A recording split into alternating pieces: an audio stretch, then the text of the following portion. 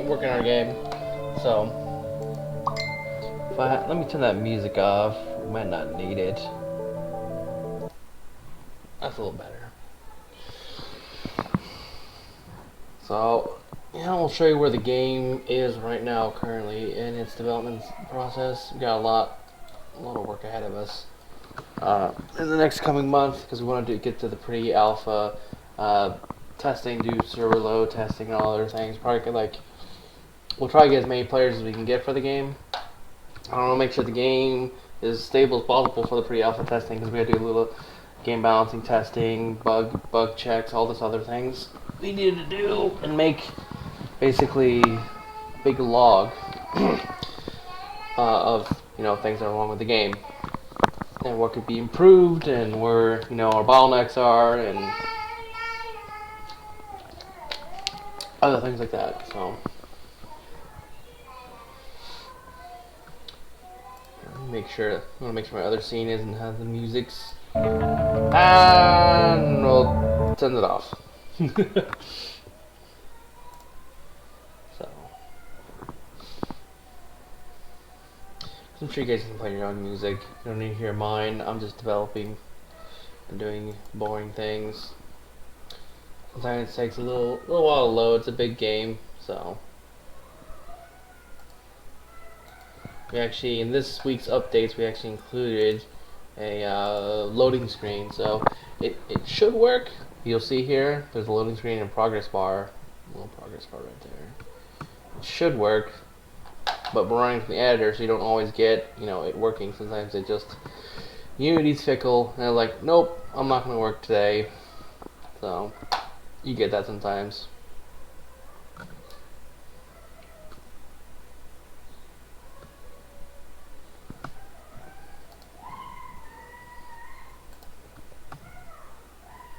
There we go. It actually worked. 90%. Cool. When it gets 90%, it actually starts loading in the game. If we weren't running from the editor, it'd probably be smoother.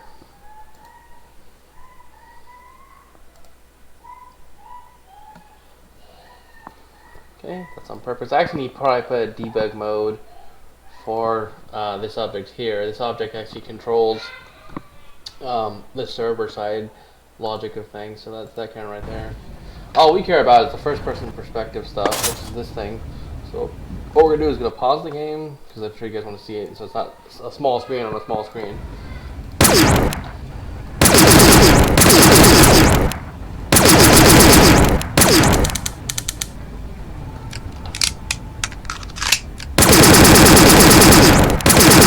Alright, cool.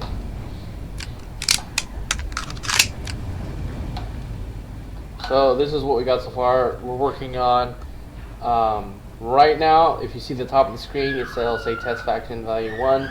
That's actually going to be where we're going to have what territory you're in. So you can see unclaimed, and then you get closer, it's claimed, and that works when you're in a vehicle, out of vehicle. So, and where that's emanating from is that device over there, but it's sunk in the ground. I have to move it, but essentially what's going to happen in the game is a survival game. So as a faction leader, or you create a faction from the menu, which will be this B menu right here. We'll have different tabs to go here as well. Probably need to put that one layer behind this, but we might keep it right there. But we'll have tabs either on the upper right corner here, build prefab tabs, which is this is the prefab tabs. This has all the prefab components. So like you have, I gotta fix that text because it's wall. It's supposed to be a wall. And then minor, mech bay, so there's all the structures there. But there'll be two tabs in the upper right corner that you click the tabs and it'll change the this menu here. Well, this is all placeholders. This is going to make this all stylish as much as possible when we get a designer working on stuff like that. So on the right hand side you'll see the construction material list for the claim generator, and it changes based on whatever we're using. So claim headquarters, our miner, the wall, which is just 50 iron a piece. In fact, if I should probably, what I'll do to help with the mining right now because it's going to take forever. As we're going to go in here, I'm going to pause this game. Go on our resource folder and bring up the mine generator. Or it's called the Miner Mark 1. Okay, there it is. And go to the scene here. I believe the iron is this one. That's aluminum. That's copper.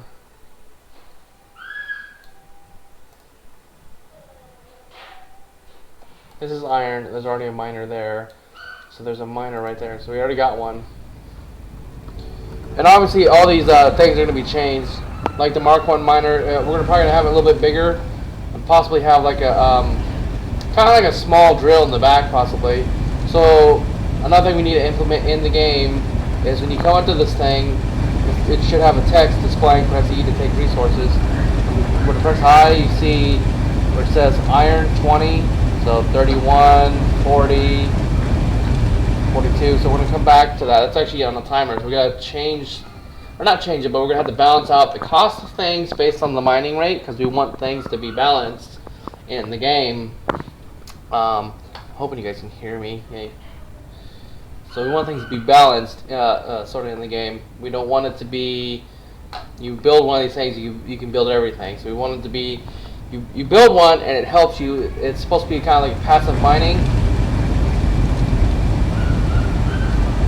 I guess 51, I gotta change one thing in my code later on. Now 51, so we're building a wall, create structure. Oh, it must not be, am I missing something? Huh. Okay, so there's a few things that could have went wrong there. I'm trying to think what. It probably does not have a photon view? Is that what it is?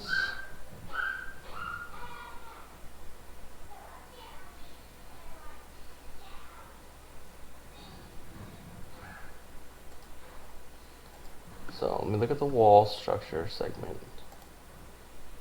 It has a photon view. It should be working. Strange. So that's something we need to work on.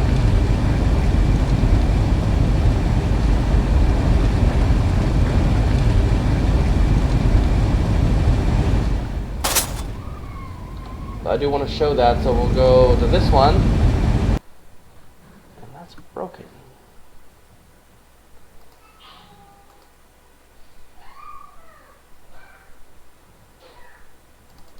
You know what I think the problem is? Let's see. It's probably out of range of any resource.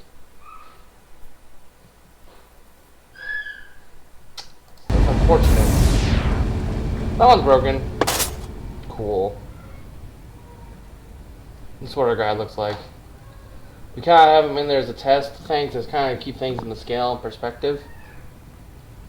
So that's there. So we'll show off the helicopter.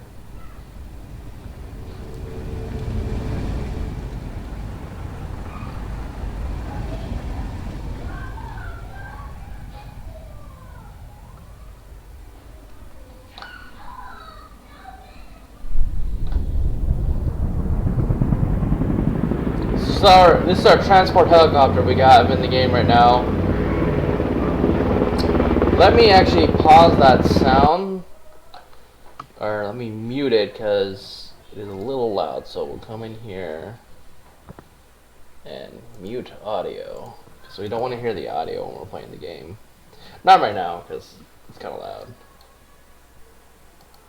Oh jeez, what happened there? So weird.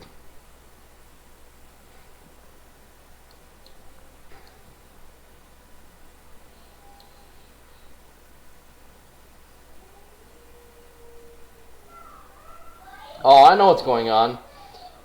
There is... So, good thing we're testing. Okay, so to actually trigger the these blocks here,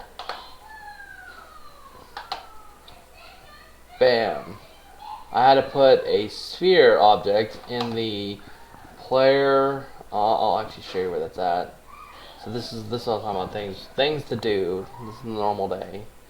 Playtesting and bug testing and all other things. So I know why that's happening. So if we were to come to our player, come here, what we'll see is this. What that is essentially what triggers the trigger boxes on our territory control, and it has a rigid body and a sphere collider. So when we get in a helicopter and this thing is trying to enter the vehicle, it pushes it. So what we need to do is hold it somewhere else so it doesn't do that, or make it ignore the collision between this and that. So there's some more work, because this is what we do when we implement new things. We gotta go test with our old stuff, because then it breaks other things. So if that's broken, let's see if anything else is broken, because the Jeeps are working fine. Let's see if the mechs are broken. So the mech doesn't appear to be broken. We'll see. He seems to be fine. In fact, I'll probably unmute the audio for this, because I just love hearing the thing when I walk.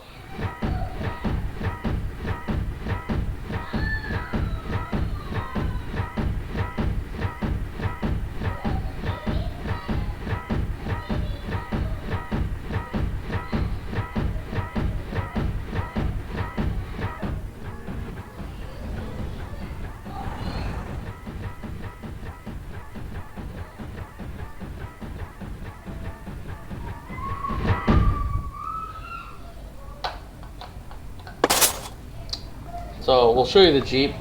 This thing I'm very proud of.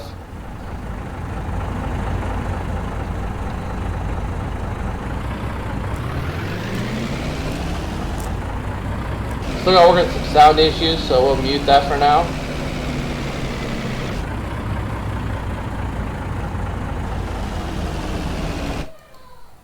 We'll mute that for now. This still has some sound issues we're working out. The revving up the engine's fine. Is when it's at max cruise, you get a lot of the weird sound effects. So what we wanted from the game is to have our Jeep kind of feel like the Warthog from Halo. Just because I always love the feeling of that. So we've pretty close to it. We're still probably going to tweak it some more. So, and don't worry about the guy in the back. That's just a kind of a placeholder to see where we're going to put our guy on the machine gun. My friend actually worked on the model and separated the gun from the Jeep, because when we got this model, the Jeep and the gun were like one object, so I couldn't separate the two. But now we have them separated. You can see the test faction there when we leave and enter. So that's what we wanted. But unfortunately, it broke the helicopter. So we need to have a script in there that ignores vehicle colliders when you get inside. So we'll have to have a separate script that probably works on that. We do have a script that works when you get in a vehicle, so we'll probably tie it into that maybe. Or base it off that. We'll probably have one script that does one thing. So we have that going for us, and that's another thing we need to fix. The Jeep is able to flip over the tank. So that's something we need to work on. If you're wondering, yes, these other vehicles work. So we come over here, we get into that. This is actually an ore transporter. This transports ore. So when you get the higher tier items, you're gonna need this. This is what you're gonna need, because we're gonna max out the ore capacity of suit to around enough to build a miner.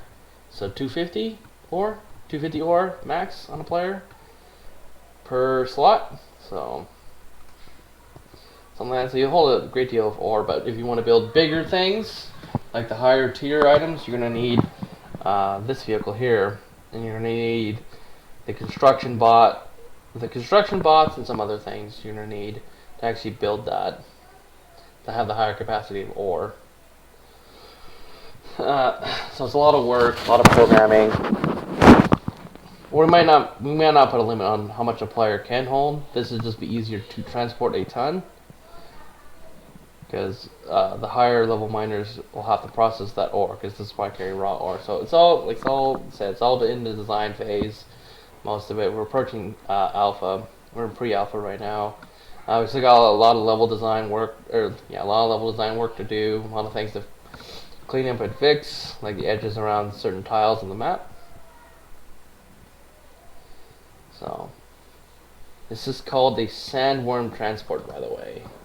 The smaller Jeep is called the Hammerhead Rover, and this is a Sandworm Rover. So these are kind of Rover-esque vehicles. We might go with tracked vehicles for the bigger tanks, but we might just stay with the wheeled look, because we want to keep it sci-fi, but not super high-level sci-fi. We want to keep it more close to our technological level, like maybe a few hundred years more advanced than we have. So the backstory of this game, the premise is a colony ship left the Milky Way galaxy 100 years ago. A huge ship, massive, carried billions of people on it, and when it got to this system, an ancient defense system shot down the ship. So the survivors are actually crash landing in escape pods and other things, and trying to survive on the planet now. So that's where the player comes in. Now the native species, the Insectum, that is where their storyline is tied in as well, because you can actually beat the Insectum players, and I actually can show you guys what we have for that. That's in very pre-alpha, and still a lot of work that needs to be done. Right now there's no combat between the two. The two player types you can be, because you can be the monsters, you can be the survivors. And as the monsters, you can build things like the humans can, but your main resource is killing Terran players. And another benefit is having minions at your disposal. Now the only downside, few downsides, is you can't team up with other bug players, because you don't have direct control of your bugs. Like, you can't tell them to not attack or attack. They'll just attack. So they'll attack everything pretty much everything in sight. Even if it's another Insectum player, they'll attack it and eat it. So you can kind of work together if you're on, TeamSpeak and not attacking each other, but there's no, you can still hurt them and damage them, so you can't work too close together. So there's no benefit from working together. In fact, if you actually kill another Insectum player, you get a ton of resources as well, as though you killed a Terran player. So we'll probably try to balance out the two, where you get more resources from the Terran, but you get quite a bit from an Insectum player as well.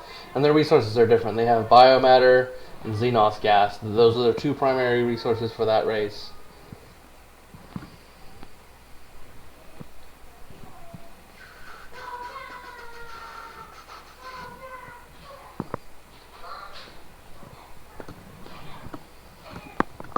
So currently, now that I see that there's an issue with the helicopter, I'm probably going to be going in and fixing where it doesn't turn it off, the collision. It just ignores the collision between itself and the sphere, if that makes sense. Enter. So you got to have that so it doesn't mess with the helicopter at all.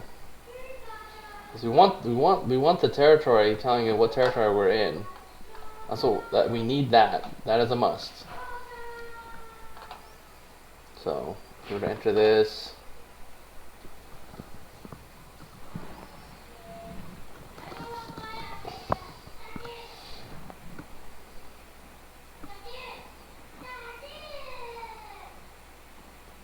Yep, it is an issue because I can't turn left or right with this thing. It's knocking me in the sky. In fact, we should pause it. Look at the helicopter. It is called the T-16. We'll look at this.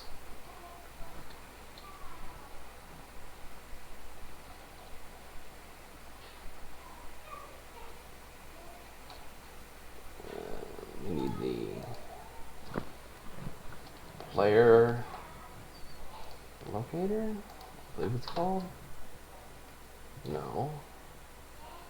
That should be it. Interesting. Should be it.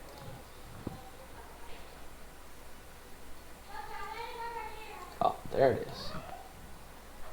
Yeah, see? So it's messing. So the entrance trigger is messing with the helicopter. So I bet if we were to move it to the side a bit, forward, it won't mess with it, and we don't have to do any really heavy coding. As long as we have, let's see, that seemed to fix it.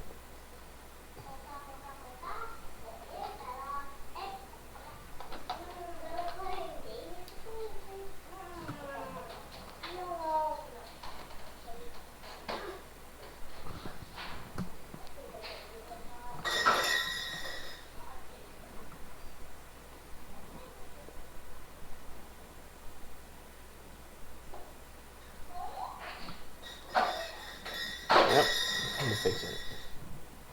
So we'll do that. So we'll stop it, we'll pause it, we'll go in the vehicle, we'll readjust the entrance script on it, which is the entrance trigger to the helicopter. So we'll come down to the entrance trigger here.